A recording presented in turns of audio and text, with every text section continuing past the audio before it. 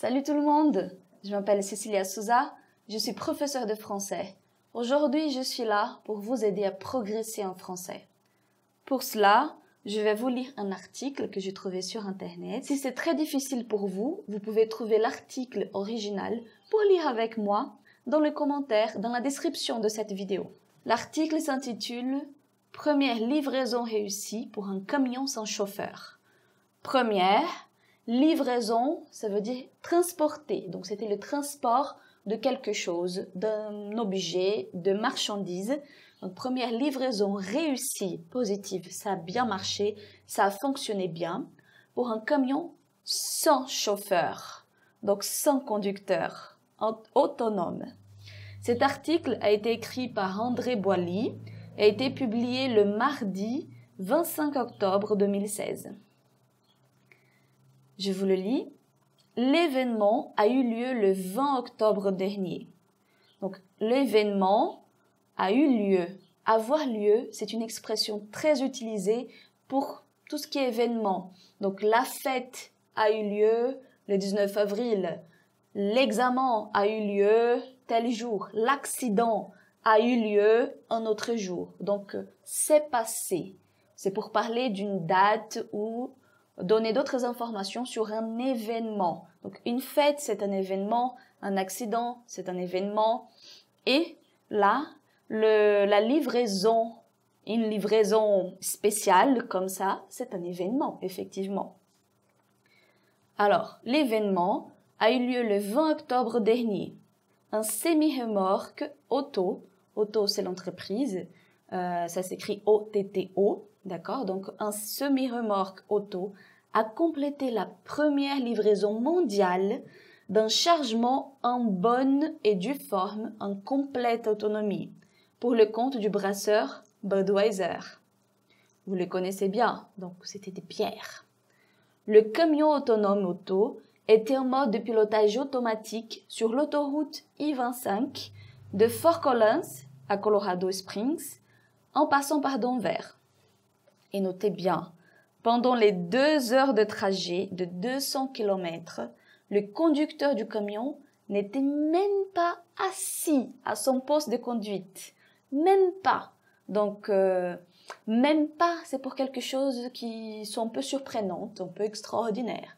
Voilà. Donc, on peut par exemple penser que normalement aujourd'hui les tests pour les voitures automatiques, il y a souvent un conducteur qui est assis au cas où il y a un problème, mais cette fois-ci, même pas. Il n'était même pas assis à son poste de conduite. Donc, il était loin. Il était dans un autre lieu du camion. C'est dire toute la confiance qu'a Otto dans sa technologie.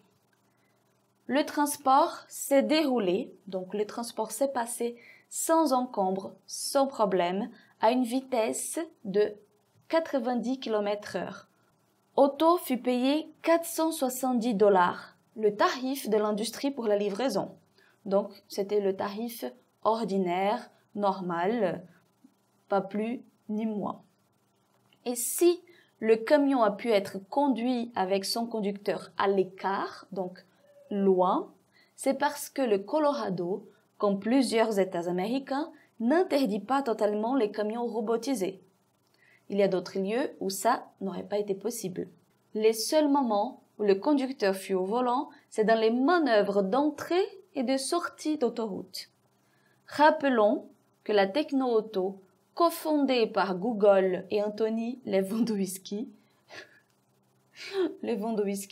ok, pour les lusophones, c'est une bonne blague, mais bon, il n'était pas Lewandowski, il était Lewand de la bière. Bref. Blague luso-francophone. Rappelons que la techno-auto, cofondée par Google et Anthony Lewandowski, fut acquise par Uber en août dernier. Tous les spécialistes de l'industrie s'accordent pour dire que l'industrie des transports va bénéficier en premier des technologies des conduites autonomes. Dans un avenir plus loin, donc dans un futur plus loin, les conducteurs de poids lourds disparaîtront. Pour les flottes de livraison, une compagnie comme Anheuser-Busch, propriétaire de Budweiser, à bas près 750 millions de kilomètres par année, uniquement aux États-Unis.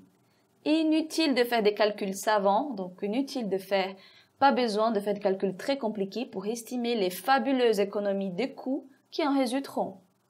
Alors, ça, c'est vraiment un grand pas technologique, c'est un grand pas pour la société aussi. Première livraison réussie, sans chauffeur, première livraison réussie de manière autonome. Alors, pensez-vous que ça va vraiment révolutionner? Pensez-vous que les chauffeurs vont vraiment disparaître? Et qu'en pensez-vous de ça? Alors, vous pensez qu'on doit en fait plutôt limiter pour protéger ces emplois, ces professionnels, ou devons-nous avancer dans cette technologie-là et peut-être l'utiliser dans d'autres domaines? Dans quel domaine aimeriez-vous avoir des voitures autonomes? Alors, laissez-nous des commentaires, on continue le dialogue. Si vous trouvez que cette vidéo vous a été utile pour progresser dans le français, n'oubliez pas de aimer la vidéo et de vous abonner sur notre chaîne. À bientôt et restez branchés.